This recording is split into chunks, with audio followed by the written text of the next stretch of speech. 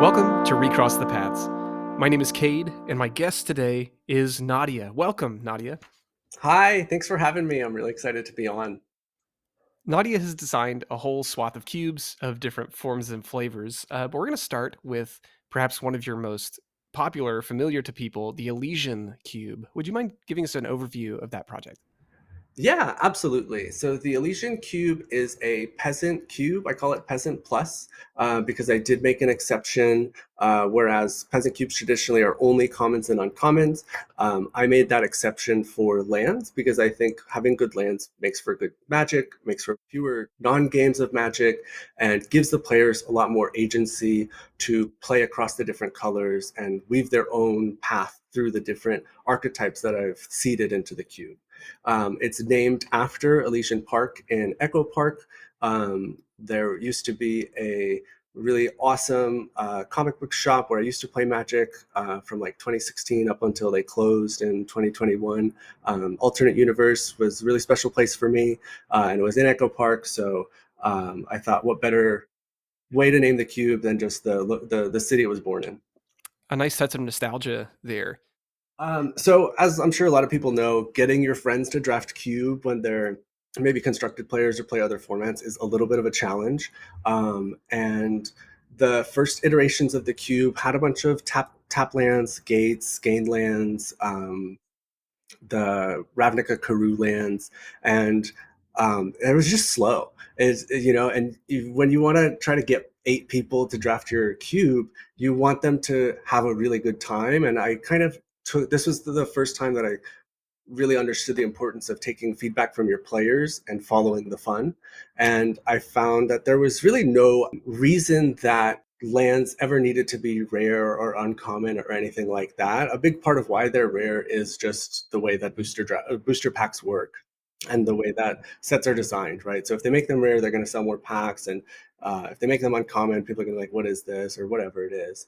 And so I had in the beginning replaced all the tap lands with just kind of a hodgepodge of different lands for the different colors, kind of following, more aggressive color pairs would get lands that tend to come into play untapped. And then for more controlling colors, they had a little bit slower lands that maybe had more utility in the late game or anything like that.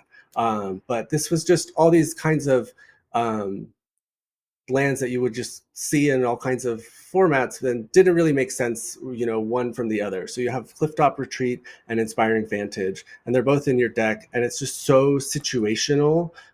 Which one's going to play untapped, and you have to read the cards.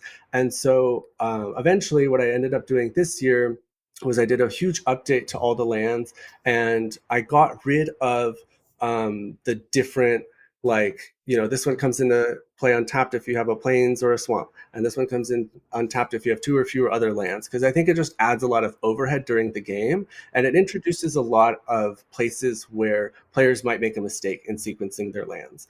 And so the foundation of the Elysian Cube, what I think gives it its unique texture is having 3 of each shock land, 3 of each fetch land, and then one cycle of the surveil lands, which I think are the coolest lands that have been printed in so long.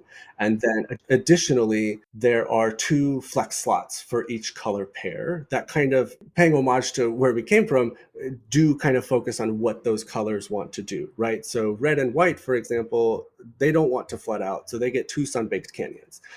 Compared to green and black, that gets Golgari Rot Farm, which is the Ravnica Karoo land, and a Nurturing Peat land, which you can sack late game to draw a card.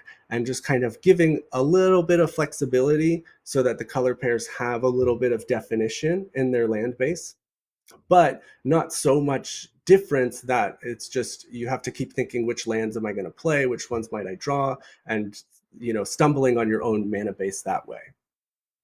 And while it sounds like it's a lot of fixing for a peasant environment, it sounds like it's really guided you and your players to a style of gameplay that you've enjoyed.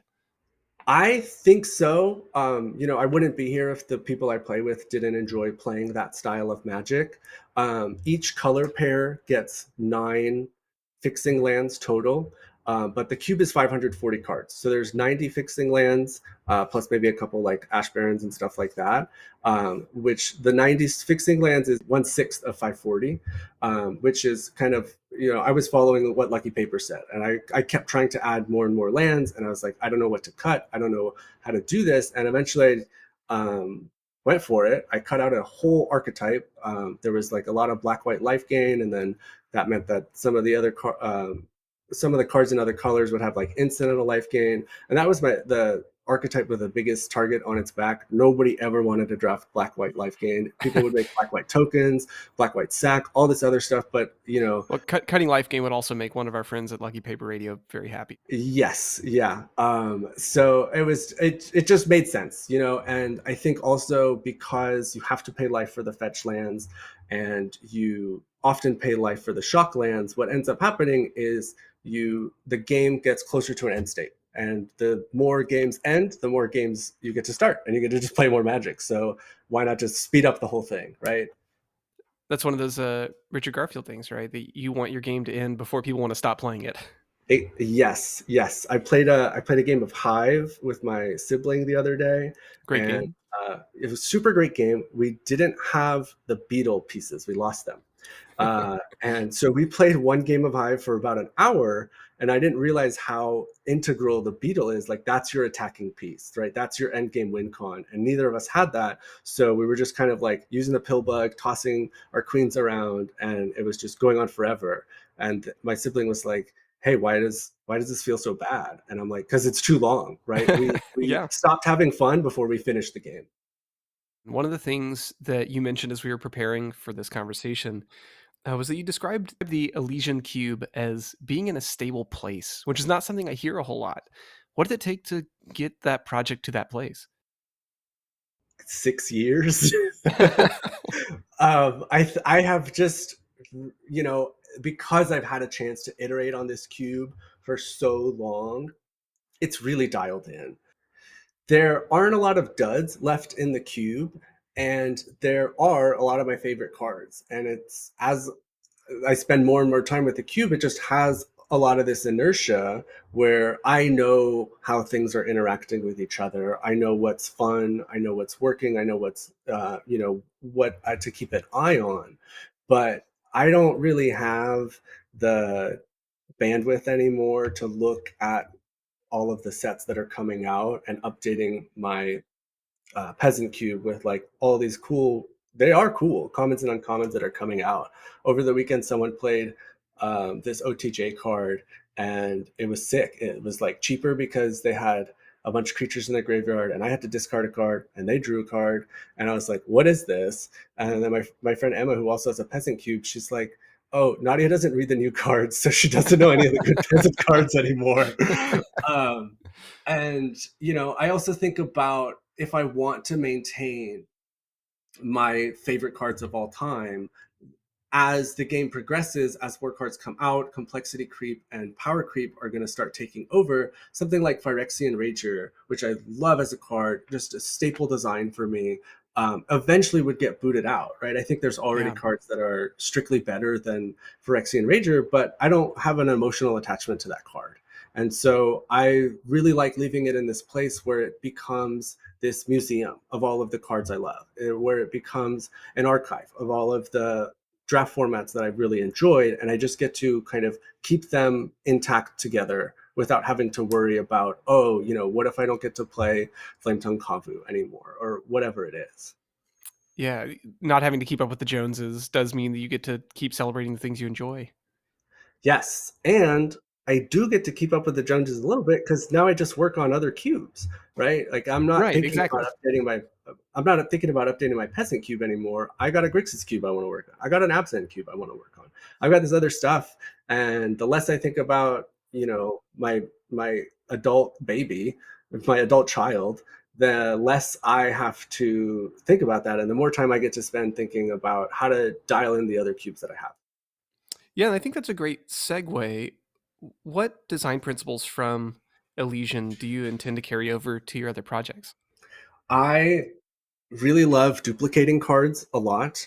I think it, especially for the lands.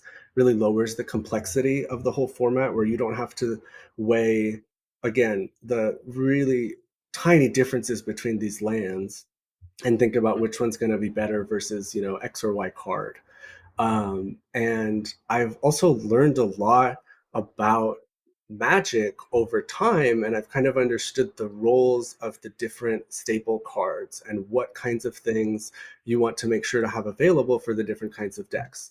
So, if you have, for instance, a control deck that wants to play a long game, you need to make sure that they have defensive speed.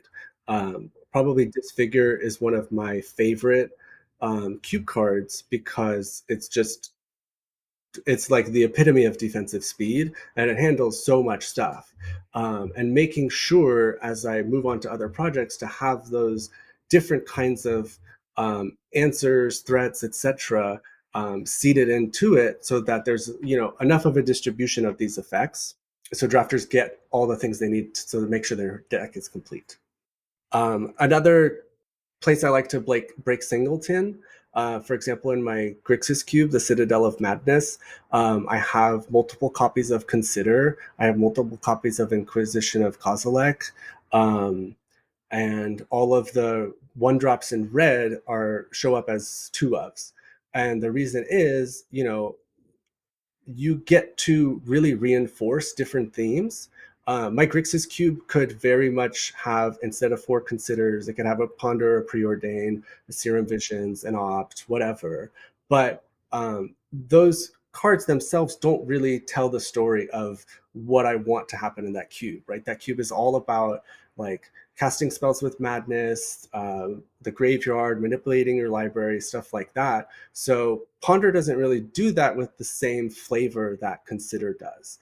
And then with red cards, for example, something I learned with the Elysian Cube is you really need redundant early threats for aggressive decks to be good.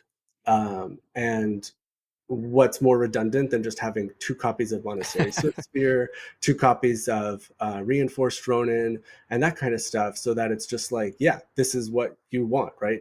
I don't want to get the ninth best red one drop when I can just have two of each of the top, 4 or 5 or whatever. Before we dive too far into the Citadel of Madness, to get us Yeah. properly aligned, do you want to give us the overview of that project? Yeah. So the Citadel of Madness started as a Tubert idea that I just wanted to have a Grixis cube. This was the second Tubert that I started on, and I found great success from trimming one color for the other one. And as I kind of got the Elysian cube to this stable place, I really started to think about what I wanted to do accomplish. Um, I don't think I'll ever get to this because I do have a bunch of really bad cards, but I really love the idea of using all of the cards in my collection in a cube, right? Like some cube or another, and just really getting to use, what do I have, like 10,000 magic cards sitting in my room? And they're not doing anything. So the Grixis Cube was kind of my first approach at using some lower powered cards that didn't make it into the Elysian cube, and might not hold their own in like a traditional cube of just like normal good power, normal to good power level.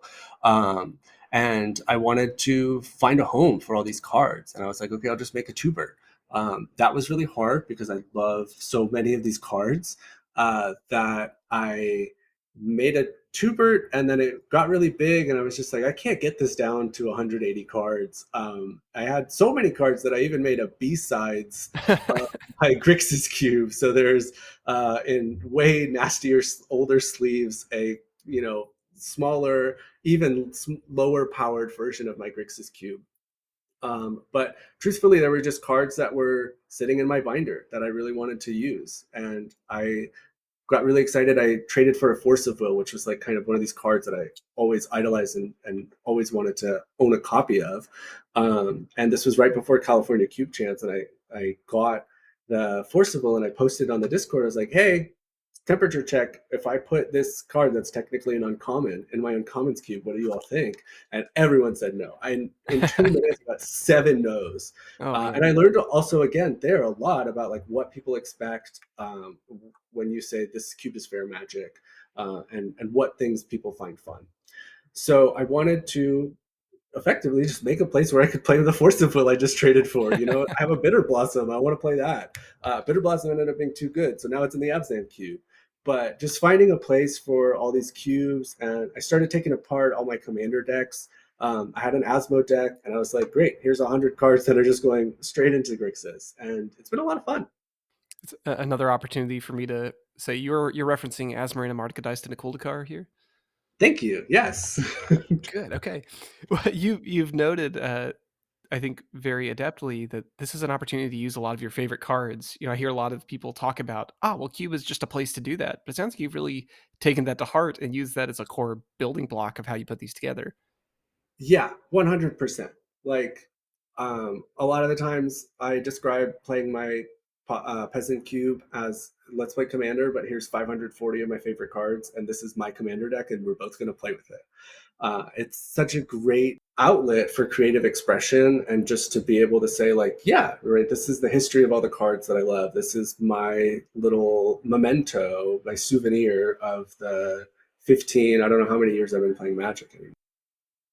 In a similar spirit as increasing player agency, one of the things that players often complain about is coming up with non games or non functional decks. How do you combat that in your design? It's the lands again. I think lands are such an important part of the cube format because booster draft, you're really limited to just playing basic lands. Whereas in cube, you get lands that are really powerful and can really play into the strategy and help you cast your spells on time. So when your fixing is good and it's coming in untapped, right? These are the kinds of things that give players a chance to deploy their early threats or use their early defensive measures and um, making sure players have access to things like cantrips so they can have a little card selection and hit their land drops, or the surveil lands are especially good at this, because you basically you cast half of consider just off your land, right? The more you can use your lands to your advantage, if you're flooding out, you get irrigated farmland or nurturing peatland, and you can cash in your lands for more cards so you can stop flooding and start casting your spells again. I think those are really important so that everyone has a chance to play, and you have more interactive games where everyone's kind of hitting their first few land drops at least and kind of playing to the board and not just like stuck on a one lander.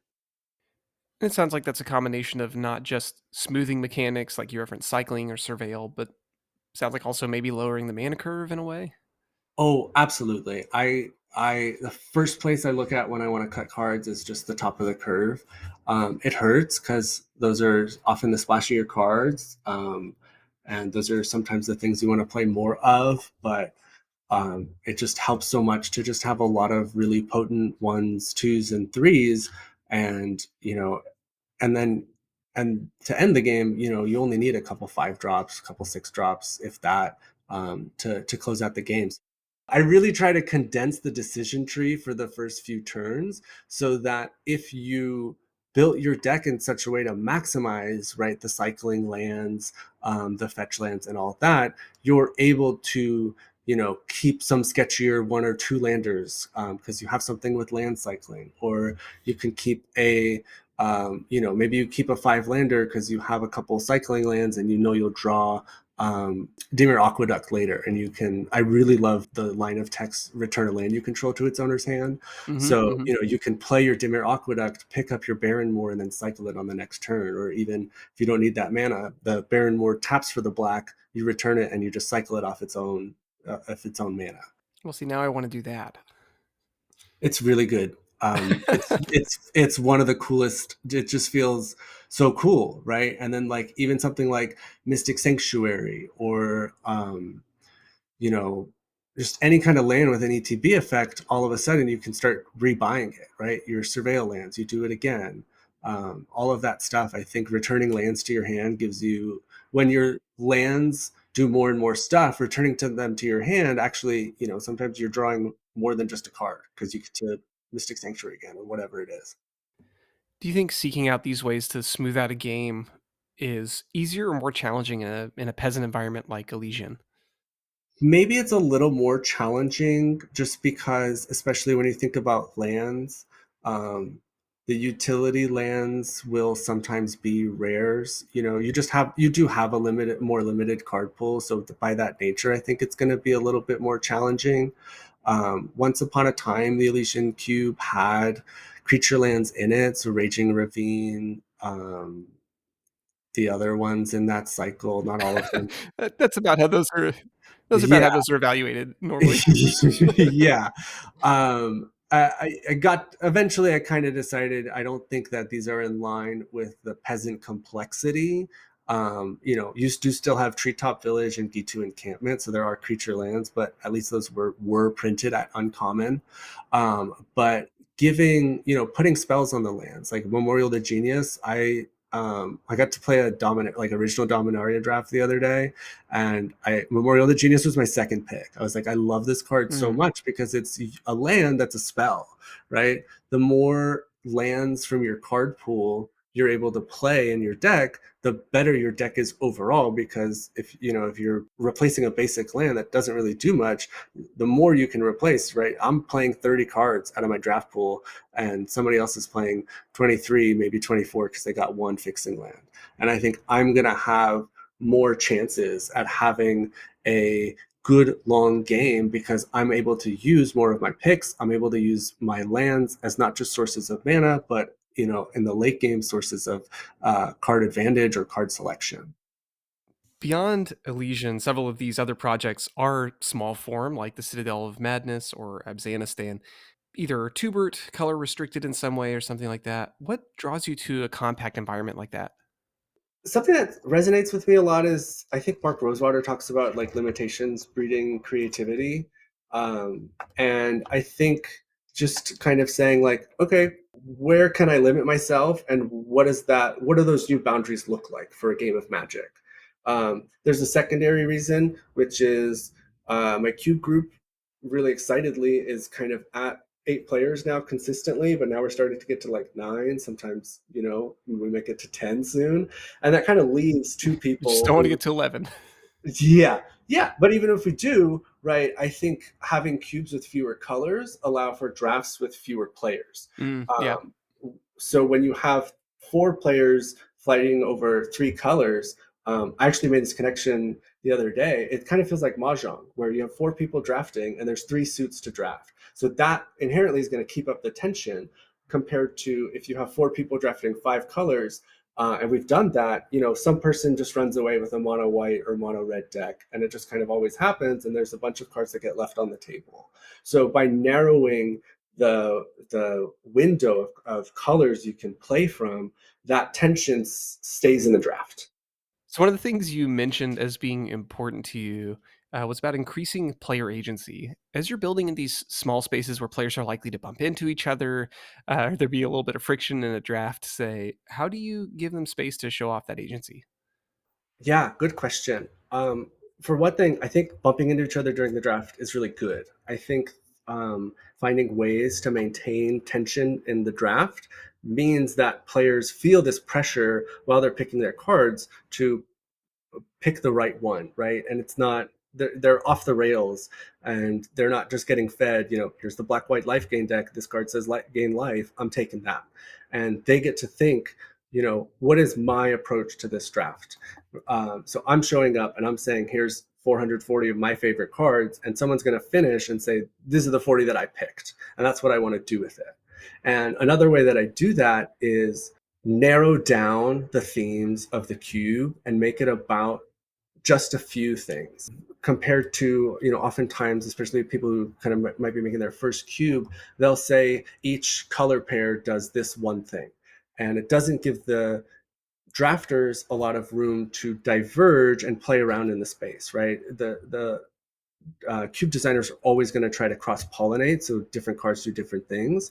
But what I found is that if you just make the cube about a few different themes, so for example, the Citadel is about discard, it's about madness, and it's about casting instants and sorceries, then all 3 colors have those themes, and it's up to the players to choose which theme they want to focus on and how they want to do it, right? Do they want to do it proactively? Do they want to do it reactively? Do they want to play a small game? Do they want to play a big game?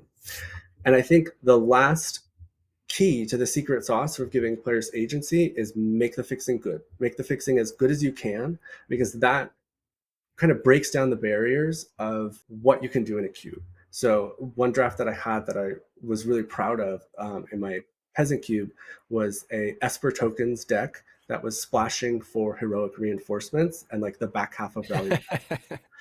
And having this fetch shock mana base where your third color could pretty much be free, and your fourth color, you have a Scalding Tarn, and all of a sudden, fetching a red land's kind of easy, and you get like a Scalding Tarn that gets your Watery Grave in an Esper deck, and all of a sudden you're just cooking. And it feels so good to be able to be like, it's not just that I drafted this deck, but I drafted these cards, and they don't all necessarily belong in the same colors, but you get opportunities to create really unique combinations when you're not restricted by what colors your deck can play.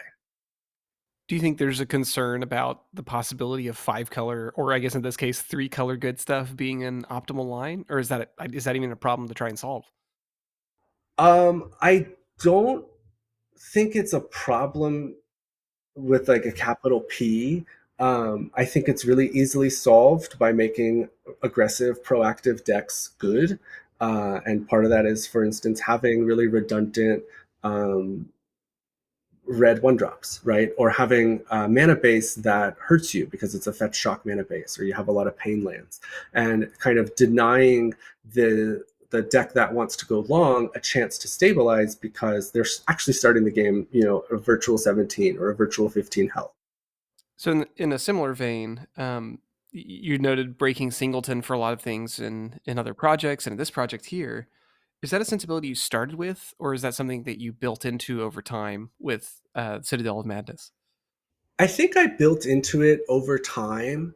I first tried it out when I wanted to make energy work. The energy cards, the good ones are good and the bad ones are bad. And like, there aren't enough energy cards to make a cube that's up to snuff with the power level people really expect from cube. Um, so the first card I broke singleton for was Attune with Aether, where I was like, this is just such a staple for the green energy deck. Why would I only run one? People need this card for that deck to work. So here's 4, here's 5, 6. I don't even know, just take them, have them. The notable band card Attune with Ether. We need multiples in our cube to make it function. Yeah, yeah. What is Cube if not a place to play with your favorite band cards? Like recontextualizing Rogue Refiner, so it's like good, but it's not ban worthy, is really interesting. What have you found most surprising about working on these small form or color restricted projects? I have a lot of magic cards. Critical uh, discovery. yeah. So when I started making my Abzan cube, I think I just spent like 2 days going through all my white cards, my black cards, and my green cards, and I got to somewhere like 600 or 700, and I was like, "There's no way." So something that I've really learned is to just, I think someone said this on your podcast the other day, but just cut cards with prejudice. Like, um, you know, you've got I've got darlings in all my cubes, and sometimes I just have to get rid of them because they're not working. So something that I've learned to do a lot is to just, I've tried to get a lot better at cutting cards as quickly as possible to just narrow down the cube to what I want it to be.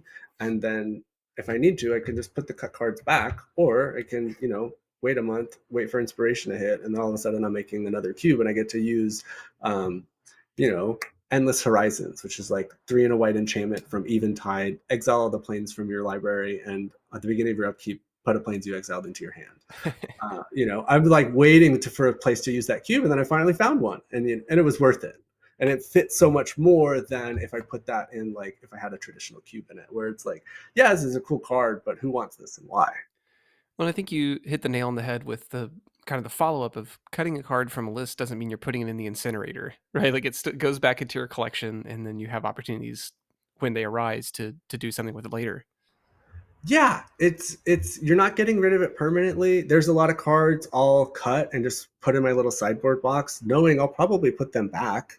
Just cards that you already know what they do. there you'll find a card to cut later and put it back. So like Reckless Charge, I cut, and I was like, yeah, I love this card. It's really good, but I want to try, whatever other red card I wanted to try, and I put that in, and then I take it out. As you're thinking about reaching a point of stability with Elysian and exploring with Citadel of Madness and your other color restricted cubes, what advice would you give to other designers who are exploring similar things? Just try it.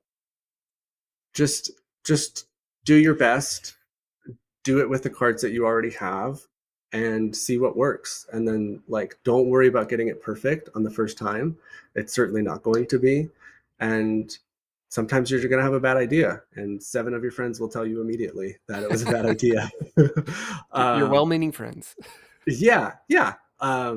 So a piece of advice that I got kind of early into my cube design intake was, I think it was Ryan Sachs who said it on a podcast, but like you can look at, let's say, I call it like the green four drop problem. Like you can look at your green four drops and say, ooh, I don't really like this card. I'm going to replace it with another green four drop. But at no point in your cube design journey are you ever going to know if for certain it was a green four drop that was missing, right? Like Mm. I don't really cut cards in like a one for one kind of way where I'm replacing a card with another. I often just think this card is done. I'm going to take it out and I'm going to add a new card. And you'll see me like cut a blue card and add a red card. It just doesn't really matter to me too much to keep like the spreadsheet symmetrical. Because if red has a few more red cards and green has a few fewer, like it's all going to come out in the wash. Um, Especially at like larger size cubes, if you're not drafting everything, you're not going to get an even distribution anyways. So just don't be precious about what you've built, and accept that you could be wrong. And if you keep trying, you're going to iterate, you're going to get better, and you're going to get a lot of good feedback, just by doing it rather than just like sitting in theory crafting a lot. It sounds like a freeing perspective to have too. You get to keep trying things, and if it doesn't work, que sera, sera, and you move on. Exactly. I want to, if we can, squeeze this in there, but it doesn't have to be. But there was the 2023 Roundup episode of Lucky Paper Radio, where they kind of go through, their Spotify Wrapped, but it's their podcast. And at the end, they say like, there was 5 of you who listened to this podcast more than any other podcast at all. And we really encourage you to get out there and try other podcasts. And I like heard that and I laughed. And then I got home and I was like, wait, that's me. And it's not that I don't like consume media or think about other things, but I just like Cube is so singular in how it grabs my attention that I just haven't been listening to their podcasts. And I was like, yeah, I will listen to every episode of Lucky Paper Radio and I will start, all over again when I finish. So it was really funny to be like, oh, that, is this play about us? And it's me. Spoiler, Rosencrantz.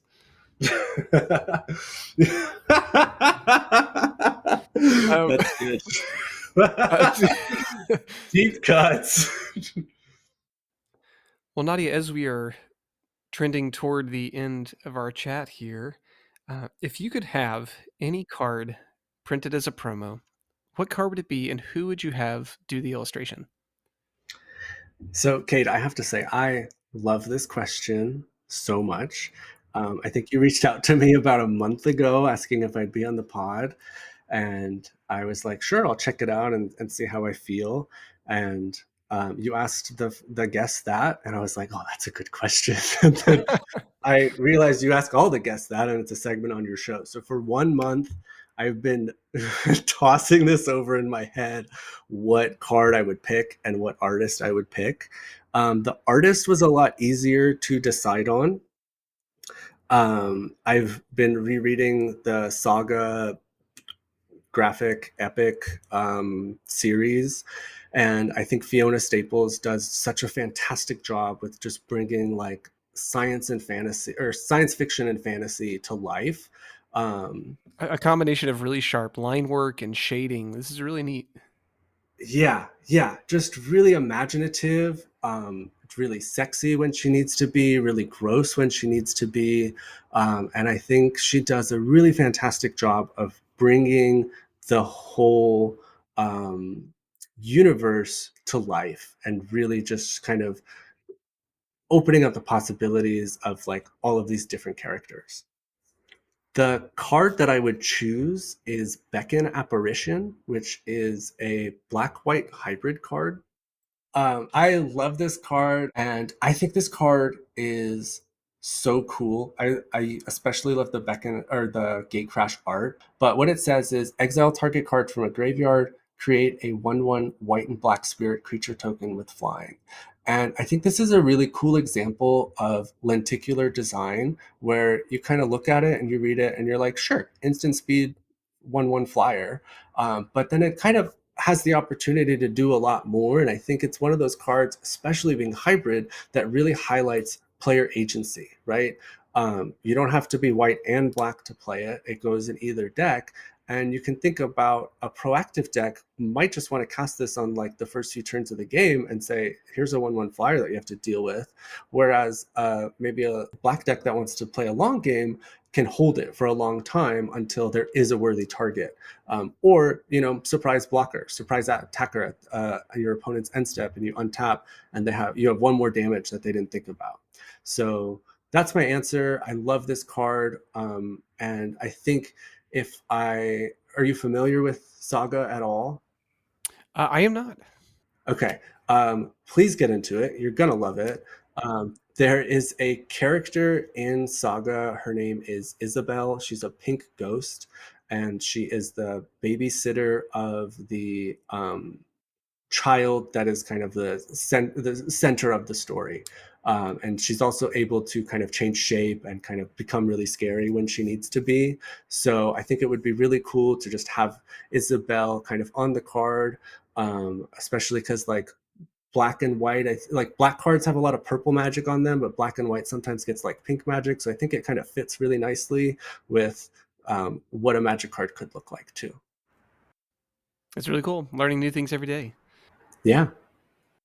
Well, Nadi, this has been a treat for me, and I really appreciate you taking the time to guide us through uh, several of your projects here with a really thoughtful hand. If folks want to learn more about any of the things you're working on, or perhaps want to connect about any of these things, where would be the best place to point them? Probably my Twitter. It's where I'm the most active. My handle is Cher Jtankian, CherJTankian. If you want to message me on Discord, I'm on there too. Pizza Girl One is my handle, and then I have my cubes linked in both of the bios for those platforms. And my Cube Cobra handle is something completely different. So um, We'll have that linked below too. yeah. So all my stuff's on there, but I'm always happy to chat. Would love to hear your ideas. And yeah, really just happy to be here. Really thankful to be on here. This was a really fun conversation for me too. So thanks for making the time. Thank you so much for being part of this, and looking forward to connecting when the opportunity arises.